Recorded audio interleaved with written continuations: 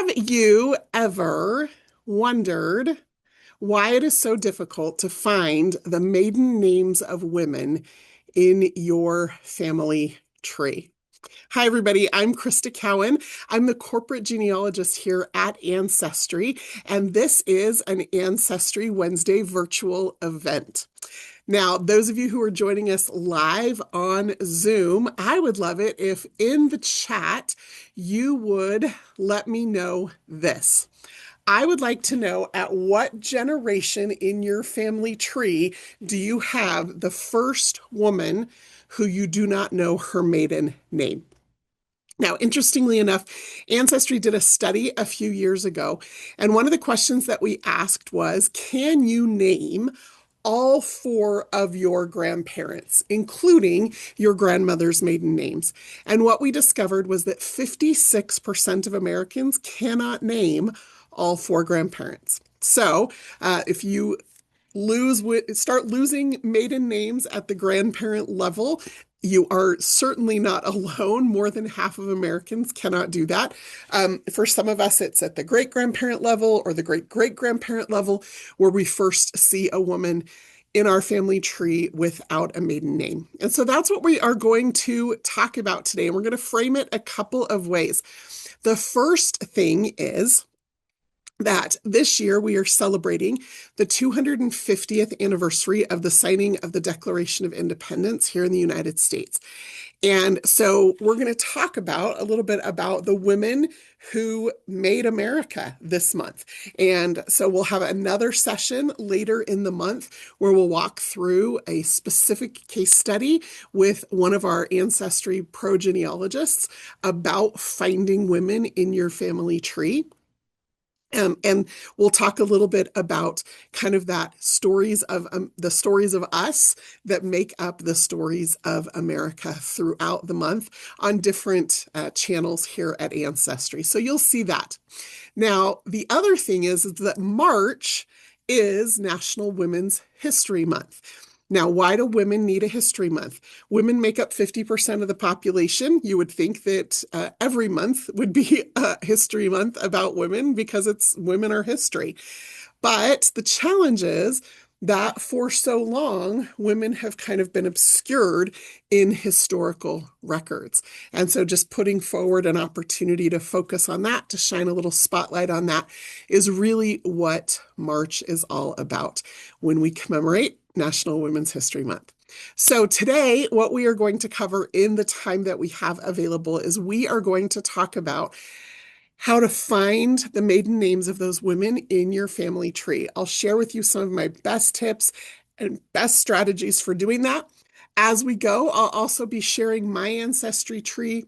I'll share some search tips and tricks. I'll share some ways to enter information into your family tree that make it easier to keep track of the information that you're finding and what information you still need to look for. So with that introduction, I'm going to just peek into the chat for just a minute to see how it's going here. Again, if you're watching live on Zoom, which we do every Wednesday, you can interact with us a little bit like this.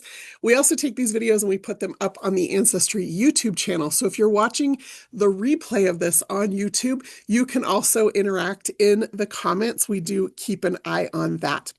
Looks like Joanne has all four of her great-grandmother's maiden names, and then maybe things start to drop off for her. Barbara has a great-grandmother, one of her great-grandmothers that she doesn't know a maiden name for. It looks like kind of where most of you start to really struggle is that 3 times or 4 times great-grandparent level. And then some of you have 5 and 6 times great-grandparents, quite a few who actually who you don't know. So that is not uncommon. And here is why. As a matter of fact, let me share my tree with you so that you can kind of follow along and see what this looks like. So here is the horizontal or pedigree view of my family tree. Now you can always switch your tree views. Here, the default is vertical. That includes everybody, like all the siblings and cousins and aunts and uncles and everyone. I prefer to to keep myself in the horizontal view. It's a little bit cleaner. And then if I want to look at a complete family unit, I just go into the profile page of any one of the people on my family tree. I use the vertical view primarily when I'm trying to track descendants, children and grandchildren of a couple, and need to see them kind of all on one screen, especially when I'm doing DNA work. There are other views for your tree here, but this is my tree. And the first thing that I just want to reiterate, especially for those of you who are brand new to family history, is that when you enter women into your family tree, you always enter them by their maiden name and their maiden name only. If you try to add her married names, there's some things that start to happen that get a little bit wonky. The first thing is that when you attach a husband to her, when you attach her to a husband, Ancestry already recognizes that in most places in the history of the world, not all, but most over time, women would take the name of their husband. And so we are already looking for her by his name, just by nature of the fact that you've entered her as a spouse. So as soon as you start trying to fill in all of her married names into that last name space, it actually kind of convolutes the process, and those algorithms that are doing the hinting and the searching and the matching for you, or trying to give you some of that assistance.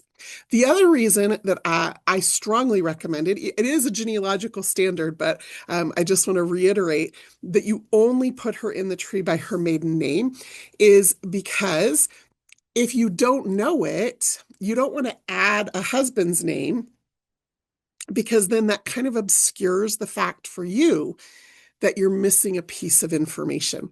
And so this is what it looks like in my tree when I don't know the maiden name of a woman. Now, as you can see, I know all the way back here to these great grandparents. I've got all these maiden names. I didn't always, but as we expand my tree, you'll start to see people like, here's Mary. Mary, I do not know her maiden name. And so I could have just left the field blank. That is an option. My personal preference is I will put 5 underscores into that surname field, because what that does, as you can see here, is it creates this nice little blank line. So at a glance, I can tell that I've got a missing piece of information right there. Now, if I had put in her husband's name, it would not have been as obvious that I was missing that piece of information. So that is just a personal preference. You can also leave it blank, but what I don't want you to do is I don't want you putting in her husband's surname as her surname, because again, genealogical standard says we enter women into the family tree by their maiden name and their maiden name only. And then as you attach spouses, we recognize she may have used other names at different periods of time in her life. Now, somebody's going to ask what that little emoji is. I drop a little ship emoji into the suffix field in my family tree on those people who are immigrants in my family tree from somewhere else to the United States. My tree is primarily rooted in the United States, though you'll see I do have immigrants fairly recently. I mean, my most recent immigrants are here in the 1850s-ish. So that's what that emoji is.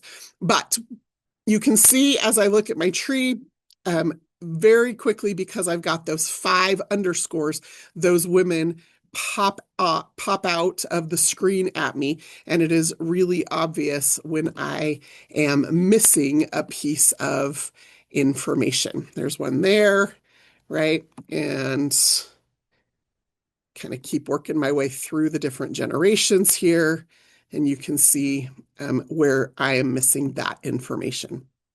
Now, there's one over here. Now, there are a lot of people on Ancestry. Like if I look at some of these people, right? Let's look at Susanna, for example. There are people on Ancestry who think they know what her maiden name is, and they think they know who her parents are. However, I'm not really convinced that they're right. So I did not enter the maiden name that someone else on Ancestry thought was her maiden name, nor did I enter the parents that someone else thought were her parents. And the reason is, again, because if I did that, it would give me this false sense of security that I had already found that information. And by leaving that last name field blank or putting in those underscores, by not adding those parents that someone else thinks might be her parents, it gives me a visual clue that I still have some work to do here to prove or disprove the information that is out there about what her last name is and who her parents are. It's really, really easy, especially with women, when we get frustrated because we can't find information about them, to just copy what other people have put into their trees. And unfortunately, in a lot of cases, what that means is we end up climbing someone else's family tree, not our own, because we've attached the wrong information and we didn't have a way to remind ourselves to go back and look at it again. So for myself, what I do are these 5 underscores to let me know I'm missing a maiden name and that I have some work to do there on that particular generation. Now, you will occasionally see a couple of men in my tree also with those underscores. Typically, that's going to be in the first name field. So, for example, if I know that a woman was married to a man, but I don't know his first name. Maybe she's listed in an obituary or a parent's will by her married name. What I'll do is I'll create a spouse that has that last name, but I don't know his first name. And so he gets the 5 underscores in the first name field so that I know, again, I've got these 2 people connected as spouses. Ancestry will automatically be looking for her by both surnames, but I don't know the first name of her husband yet. Again, it's a visual indicator to me that I have some information that I need to go look up or do some research about. Also, if I happen to know a sibling of someone, but I don't know their parents' names, I will add a father. So in this case, I know who one of George's brothers is, but I don't know who their parents are. So I just added an unknown first name, father, with the last name of Cowan because both of the sons have the last name of Cowan. And that allows me to link the brothers together, even though I don't know the name of the father. So that's kind of how I'm navigating entering names into my particular family tree when I'm not certain of specific pieces of information. Okay. Now that becomes really important, especially like if she marries multiple times, right? You don't want to have to like add all of those names. Only her maiden name goes in the surname field. Then you just add however many spouses, and you can add them whether you know their first names or not by just creating a spouse, put in his last name, and put in those 5 underscores for that first name. Okay.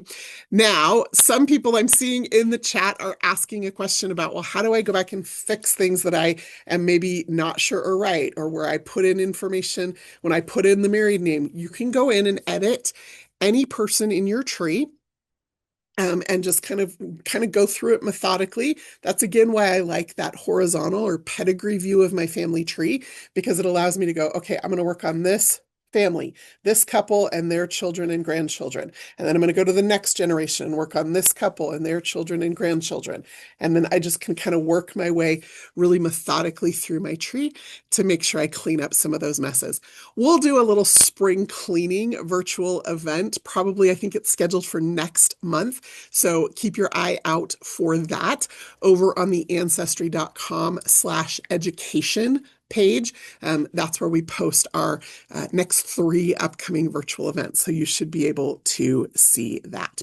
Now, Wanda wants to know, if you have a family tree where you've added everybody by their married name, should you just start over? No, there's no need to start over. Just go in and edit those women and put in their maiden name if you know it, or put in those 5 underscores or leave it blank if you do not know it. Somebody else I think I saw asked, should I put in something else in that surname field? Some people want to put in unknown or UNK or that stands for unknown. Or I've seen some people put in what is it? LMU? No, LNU, last name unknown. Like, don't put anything else in that field if you don't know the name. Like 5 underscores is an ignored character in Ancestry's algorithms. But anything else you put in that surname field is going to actually mess up the algorithms because the computer doesn't know that unknown or LNU is not a name. And so it will be looking for records that have that on it. Okay. So that is a really kind of a good idea. Charlene wants to know if my tree is public. My tree absolutely is public. Any one of you could go and look at it. Now, my tree is not perfect, but my tree, I do my best to follow the genealogical standards around names, dates, and places. And so you can take a look at that. Now, remember, on Ancestry, a public tree just means that anyone with an Ancestry subscription can see the dead people in the tree. So if you do a search for any one of my grandparents there, you can see their information on your screen. You should be able to find my tree and follow along. Okay, now with that said, I would like to tell you a little story because one of the reasons we do family history is to get to the stories about our ancestors, or at least that's one of the reasons I do family history. So I'm going to share a story about this particular woman in my tree right here. She is actually my most recent unknown maiden named woman in my tree. And I just am going to hop over here. I wrote down some information about her so that I could make sure that I shared that with you. So her name was Letitia or Letitia. Interestingly, I don't know if you have this problem, but when you're doing family history research, we have no clue how they pronounced their names. Right? Have you ever thought about that? And so sometimes I'll say a name and I'll say a name, and different people can spell their name the exact same way and pronounce it entirely different ways. And there's some people who have some very strong opinions about that. But we're going to call her Letitia for this particular exercise. She was born in about 1782 in Virginia, which was the year that the Revolutionary War was effectively over. She grew up then in the brand new United States of America. She got married, she had children. Some point her family moved from Virginia to Georgia. She shows up in one census record. So here's one of the challenges that we have here in the United States. And whether your family is from the United States or not, some of the principles we're going to talk about for the next 40 minutes still apply to your family history. So I'm going to use a specific U.S. Revolutionary War, post-Revolutionary War era ancestor as an example, but the principles that I'm going to teach are absolutely applicable to you regardless of where in the world your family comes from. Okay. So here in the United States specifically, in the U.S. federal census records, right, 1950, most recent federal census record, 40, 30, 10, 20, like we can work our way back every decade. And one of the benefits of those censuses from 1950 back to 1880 is that they list every person in the household, regardless of race, regardless of gender. From 1950 back to 1880, every person in the household is listed. And the relationship to the head of household is listed. So you get this really, really rich framework to start building your family tree. And that's why it's not as difficult oftentimes to find those women in your family tree because they're listed there by name with their ages and their birthplaces and their children. And sometimes there's parents or in-laws or other family members living in the household, and you can start to reconstruct the family as you work your way back through the census. Now, when we go from 1880 back to 1870, there's a little bit of a shift that causes us some problems. And so this is where we start to see people start to lose information, or information start to become a little more difficult to find. The 1870 census listed every member of the household, regardless of race or gender, but it did not list two critical pieces of information that we start to see 10 years later in 1880 that perpetuates. And that is, they do not list the relationship to the head of household in 1870. So you've got a group of people, but really you don't know how they're all related to each other or even if they are. So that's the first challenge with the 1870 census. The second challenge with the 1870 census is that it lists the birthplace of the person, but it does not list the birthplace of their parents. Starting in 1880, those census records list the birthplace of both the father and the mother of every person on the census. So if we go and look at some of these census records, that is a huge benefit because we can come in here to Kizia, right? We don't know how she said it. We can come in here to Keziah, and in the 1870 census, we can see that she is, move my Zoom menu out of the way. There we go. Okay. We can see that she's living in this household. There she is. She is the first person listed in the household. She's 69 years old. She was born in Georgia. Then we've got these people, and we have no idea how this woman and these two children and this woman and these two children are related to her. Now, we can make some assumptions, right? Or at least we can make some hypotheses that we can then go and see if we can do more research to figure out. For example, we could try to figure out, is this 34-year-old Lucinda, who's also born in Georgia and is of about the right age but has a different last name, could this be Keziah's daughter? Now we're looking at the 1870 census. And if you remember what happened in the 1860s, there was a civil war. And so is it possible that Lucinda is Keziah's daughter, and these are Lucinda's children, and Lucinda's husband was killed in the war? Well, she's got a 7-year-old child, so that child would have been born in about 1863, so it is very possible that that's what's happening here. We've got another adult woman, Jane Morris here. Morris is probably going to be her married name. There are 2 Morris children, ages 3 and 1. They are probably her children. We could go in and do some more research to figure that out. Could Jane be another daughter of Keziah? Well, Keziah would have been about 43 when she was born, so it's not impossible, but we need to do some additional research to figure out. So that's the challenge with the 1870 census, is it does not list the relationships of the people in the household to each other. And so it's going to require more information, more evidence, more records to piece together the story before we can draw any conclusions and start entering these people into our family tree. And particularly with these women, like, we don't know exactly what Lucinda's maiden name is. We don't know what Jane's maiden name is.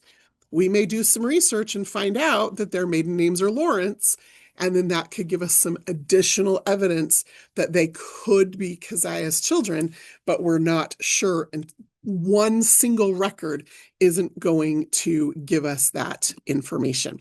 So that's kind of the point, right? Now, that other piece of information, of course, that is missing is the birthplace of the parents. Now, I think Keziah died before the 1880 census. Yes, she did. So she's not in the 1880 census. But if we look at, let's pull up the census for one of her children. We can take a peek at that 1880 census. Looks like I haven't attached it yet. And we can see, oh, I don't have it ready handy. When I come across an 1880 census, we'll be able to walk through it and see, like, it lists birthplace of father, birthplace of mother. And that is the first place where we start to see clues about the women in the family tree. So here's what I know about Letitia.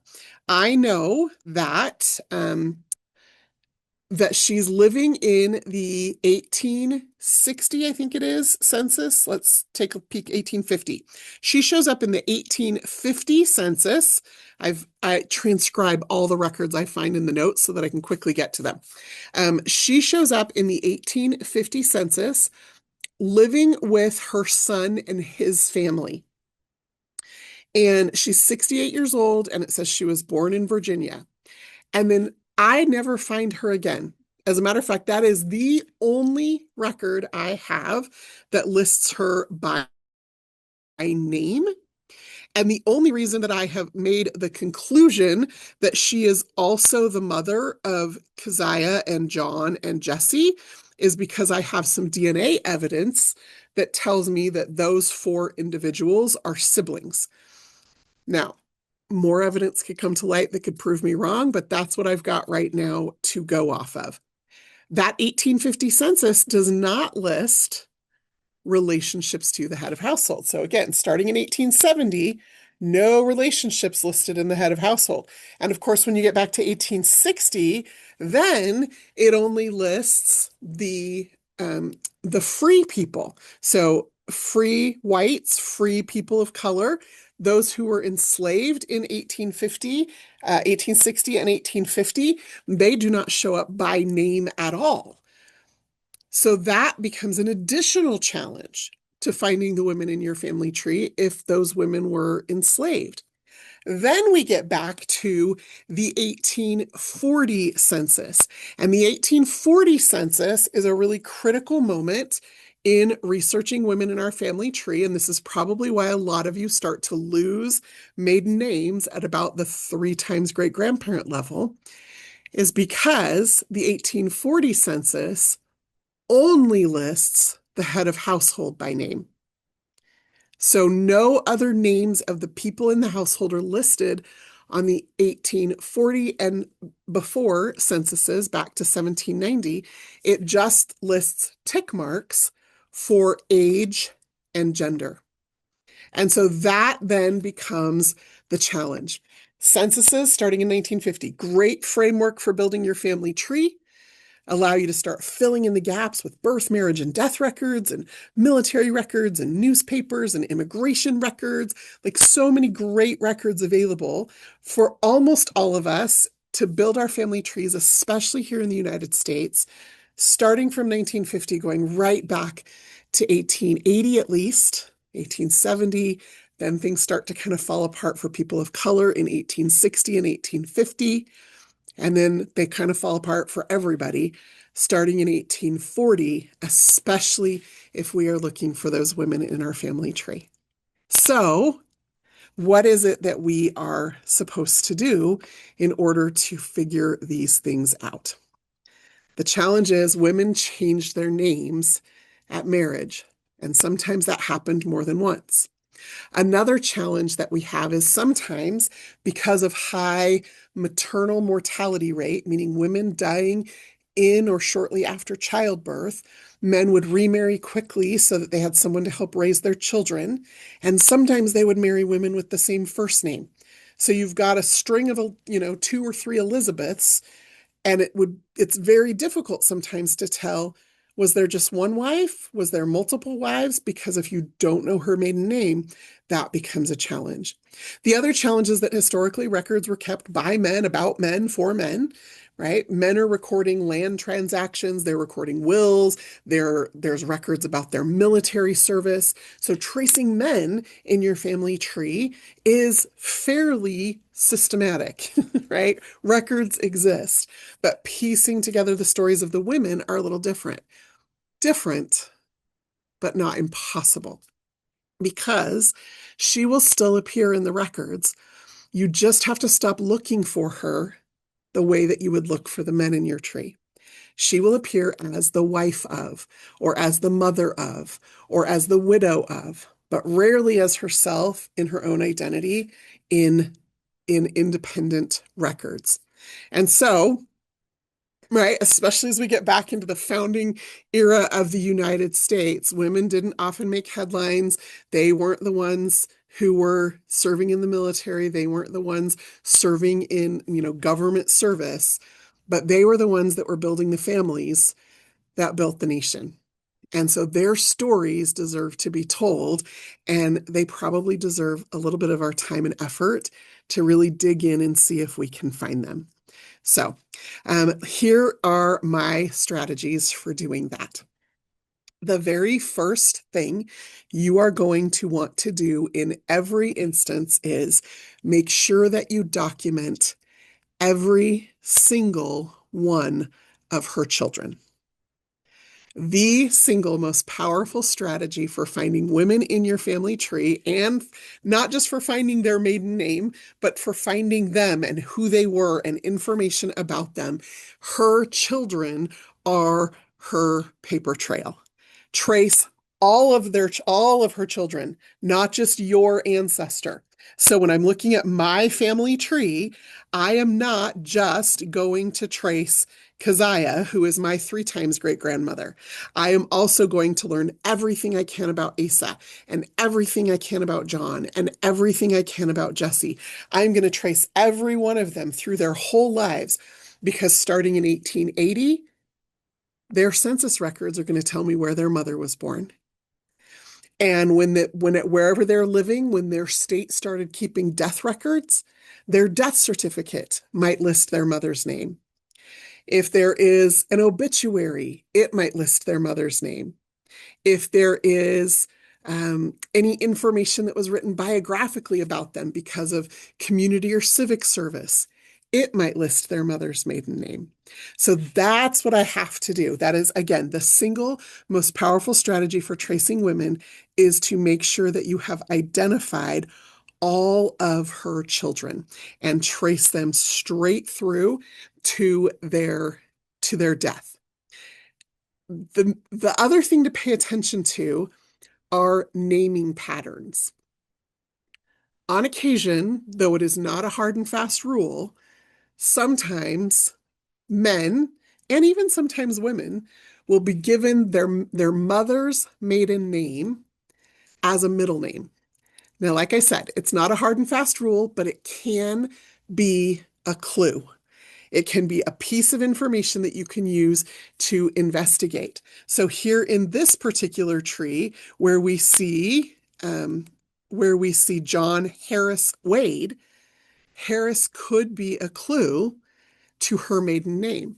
Now, sometimes it's the maiden name of a grandmother. Sometimes it's the maiden name of an aunt that married into the family. Sometimes it has nothing to do with any woman in the tree, and it's just a name that they were given for whatever reason. Maybe it's the name of a religious leader or a political figure that they were trying to honor, but it could be a clue. So again, the single most important strategy for finding out about the women in your family tree is to trace all of their children. Okay. Number 2, you want to make sure that you follow the records she actually appears in. So, a really important record for finding women and their maiden names is marriage records. Marriage records are also one of the vital records that have been kept the longest here in the United States. So birth records haven't always been kept. As a matter of fact, there are some states in the United States that did not start keeping birth records at a state level until the 1930s or 40s. That's crazy to me. Now, some local communities, some towns, some counties, they've been keeping birth records longer. My favorite is if your family is from Massachusetts, right? Every one of the, 454 towns in the state of Massachusetts have been keeping birth records at a town level since the 1600s. And so you've got mom's maiden name on those birth records, most of them. Sometimes it just wrote her first name, but you have at least got her first name in those birth records dating back to the 1600s. So if your family is from a place with deep, deep birth records, that's amazing. But the reality is that most places didn't start keeping those birth records that early. Even in places that did, right? England, we'll hop across the pond for a minute. In England, they started keeping birth records at a country level in 1837. But in many cases, it's only the father that is listed on those birth records until much later in time. So birth records are helpful, but not always available. Death records. Death records can be very, very helpful. But the challenge with death records is that, again, A, they weren't kept until fairly recently in history, and B, the mother's maiden name on a death certificate is only as accurate as the informant, whoever it was that gave the information. So I want you to think for just a minute about some 85-year-old man who dies, and you pull up his death certificate from 1910, and it lists his father's name and birthplace and his mother's name with her maiden name and birthplace. And then you look at the informant and you realize that the informant on that death certificate for that 85-year-old man is his granddaughter's husband. His granddaughter's husband, who never personally knew this man's parents. And all he knew was what he was told. And then what he shared is what he remembered in the moment, which may or may not be accurate. So death records are great and they can be clues, but you cannot take a single record at face value. Again, go back to rule number 1, which is trace all of her children, because the more evidence you have, the more likely you are to get to the truth. If a single record lists something, but you've got 3 other records that list something else, now you've got a little bit of a discrepancy that you need to resolve. Do they have different mothers? Do we have 2 Elizabeths? Or did this grandson-in-law just remember incorrectly? So that's part of the fun of the puzzle of putting together our family history and making sure we've got it right, is by collecting all of that information. So birth certificates and death certificates are great resources when they exist and when we can corroborate that information with other records. But singularly, they don't always exist, and singularly, they don't always provide us with the confidence that that information is accurate. Marriage records, on the other hand, are a goldmine, because who's the informant on a marriage record? It's the bride and groom, right? They're showing up to get a marriage license, or he's going in to get a bond for the marriage, or they're showing up to sign a marriage register. She knows her name, and she's usually providing that information. And so you can have confidence in the moment that that information is probably going to be more accurate.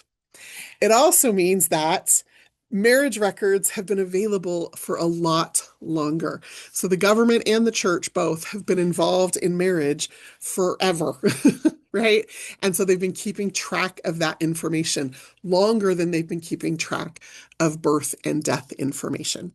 So those marriage records are what you're going to want to look for.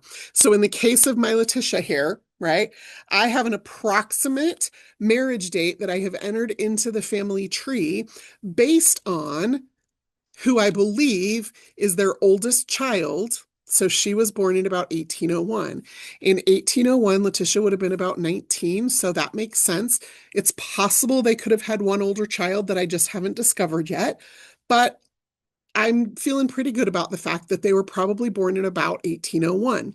Now, the challenge that I have, the reason there's no location here, is because the one record I have for Letitia has her born in Virginia. And the records I have for Asa have him born in Virginia. But Keziah was born in Georgia. And so I might need to look for a marriage record in Virginia, or in North Carolina, or in South Carolina, or in Georgia, right? I need to follow the migration path to figure out where they may have been living at the time so that I can go search for that marriage record. And I also need to keep in mind that even if a marriage record existed at one point, which it most certainly did, it may not have survived. So that's another challenge that we have in researching anything in our family trees, but particularly trying to find these women, is that some of the records that are most valuable to us in discovering their identities, things like marriage licenses, marriage registers, marriage bonds, those records were kept at courthouses. And courthouses, especially in the southern United States, were one of the things that suffered a lot of damage during the Civil War. So if somebody was married in one of those southern states prior to 1860, they could have come from what we call a burned county, and that marriage record may no longer exist. Which leads me to another record set that you will find women in, which is military pension files. So, military pension files for both the Revolutionary War and the War of 1812 and the Civil War were when the veteran themselves reached an age where they needed to apply for a pension, or when the veteran or soldier died and the widow and or children needed to apply for a pension. And one of the things that was required for a widow's pension was proof of her marriage. And so she would often submit one of two or three things. If she had a copy of her marriage record, she would submit that.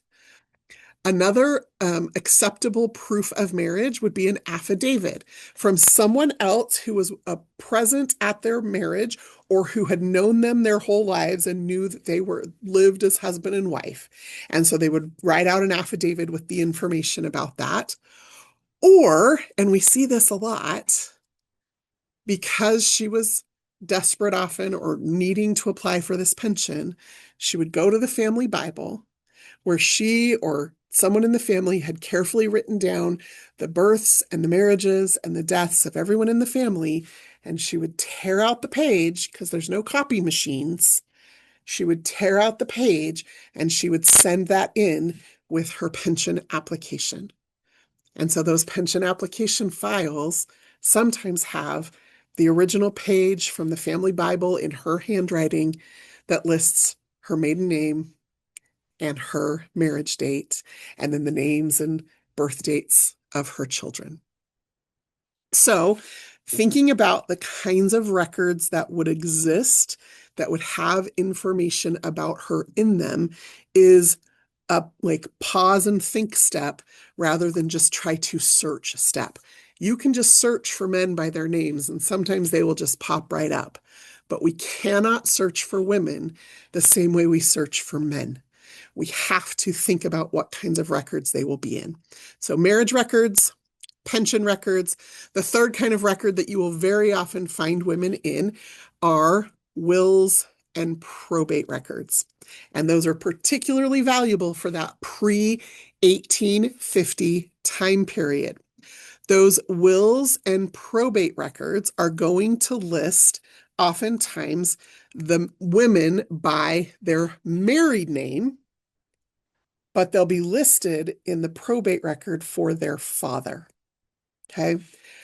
So, for example, here, Keziah, if I did not know her maiden name, I would go and look for a will or a probate record for her father, Asa, that lists her by her married name of Lawrence, and that's how I would tie those people together.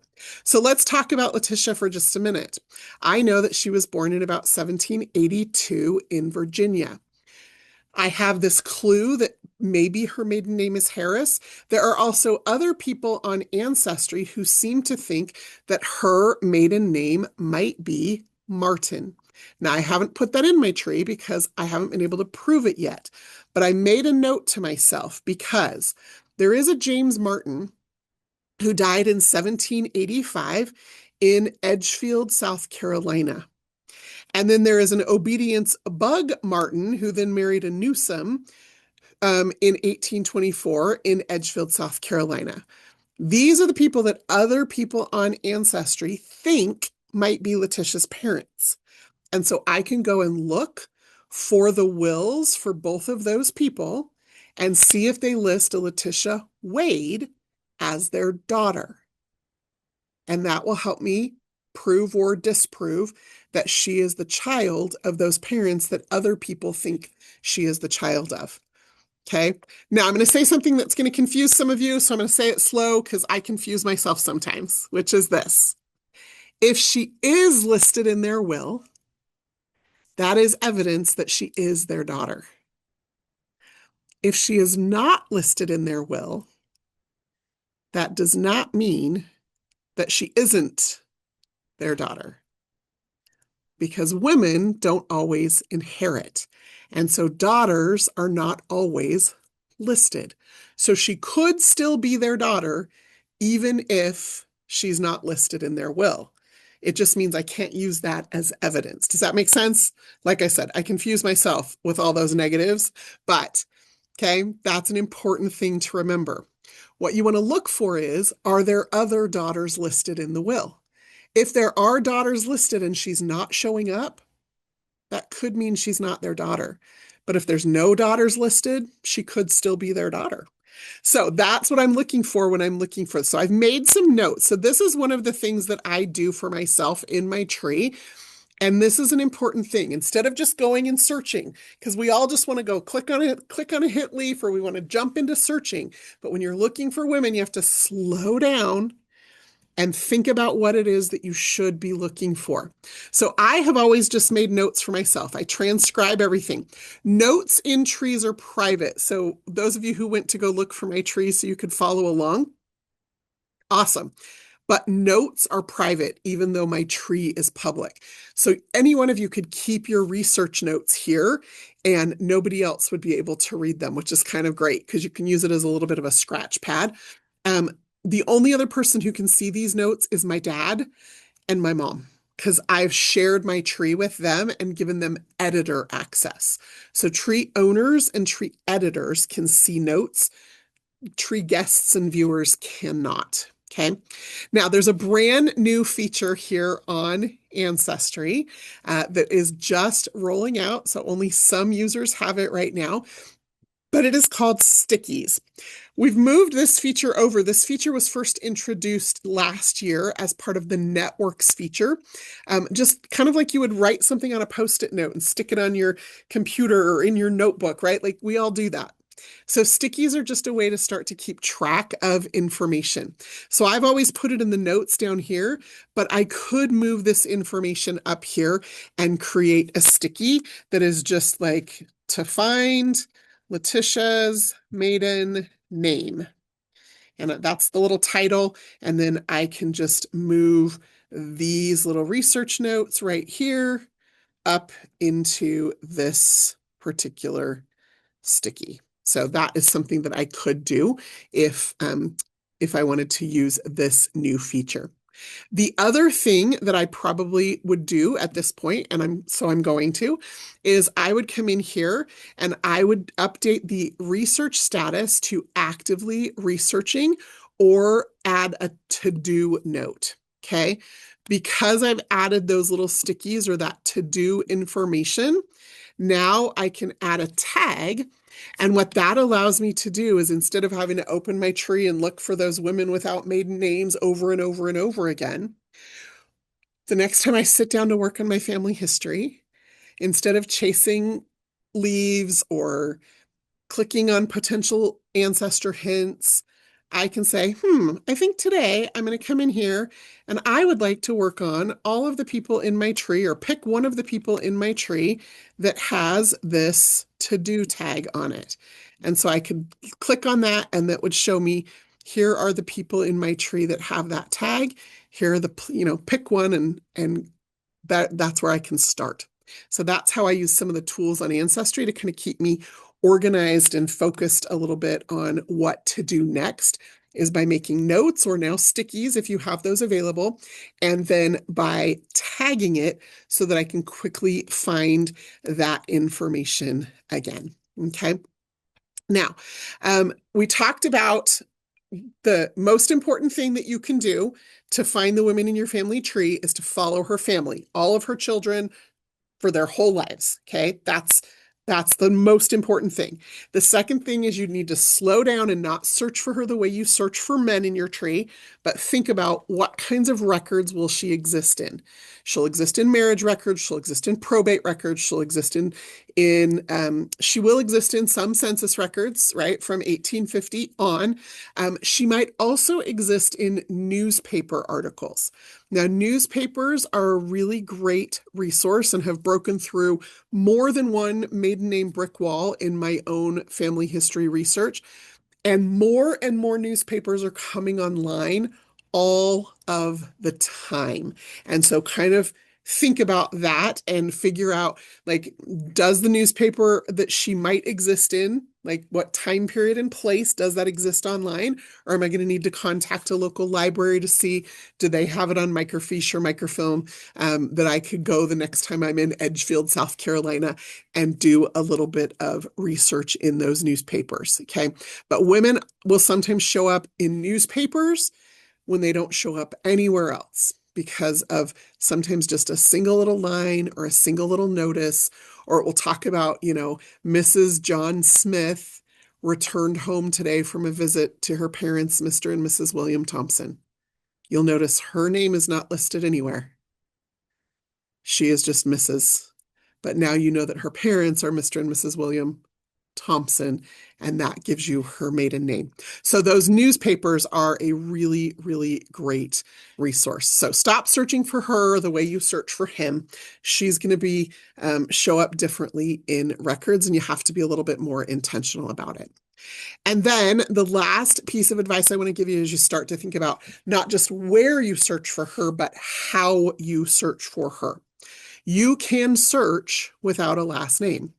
You can search with just a first name, a birth year, and a location. You do not have to search with a given name or with a surname. So when I come in here and I search all collections, I can say, I want to see every person with the name Letitia who was born in about 1782, plus or minus a few years, because the older women get, sometimes the wider the range of ages that they could be. And then I'm going to add a birthplace, and I am just going to just search that way and just see what comes up. Only 549 search results. I can switch that to category, and I can say, okay, let's see where she shows up. I've got that 1850 census already. I already found her in the 1850 census. There she is, right? That's her living in the house of Asa with, some other family members. You'll notice there are 33 women named Letitia born in about 1782 in Virginia in the 1850 census. By 1860, there are only 6 left. And by 1870, there is only 1 left. That's not surprising, as they're getting older. So is she in the 1860 census? No, it doesn't look like she is. So what that tells me is it's very possible that she died before 1860.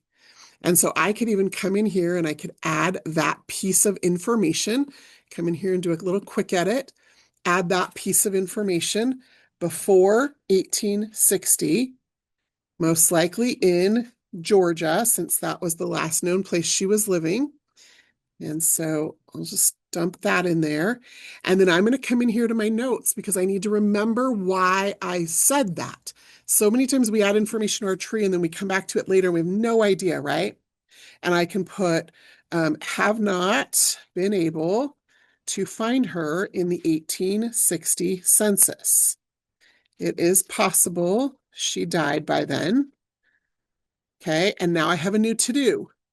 Search 1850 to 1860 death records starting in Gwinnett County, Georgia. Okay, so we're just kind of narrowing in on where else we might be able to find her. I could come back here to my search results. We're going to go back and we're going to go back. And I could say, oh, like, is there a Georgia death record? Is there a Virginia birth record or find a grave record? Her death record may not list her birthplace, and so maybe I want to remove that, right?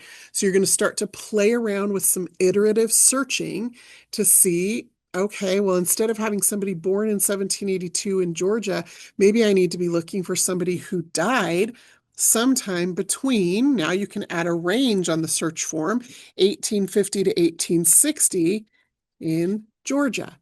And I can start to play around with that as kind of my search parameters to see what comes up and what records I might be able to look into next. So that is kind of the process for finding those women in your family tree. The idea is just see what you can find about her. You might still not know her maiden name. You may never find her maiden name.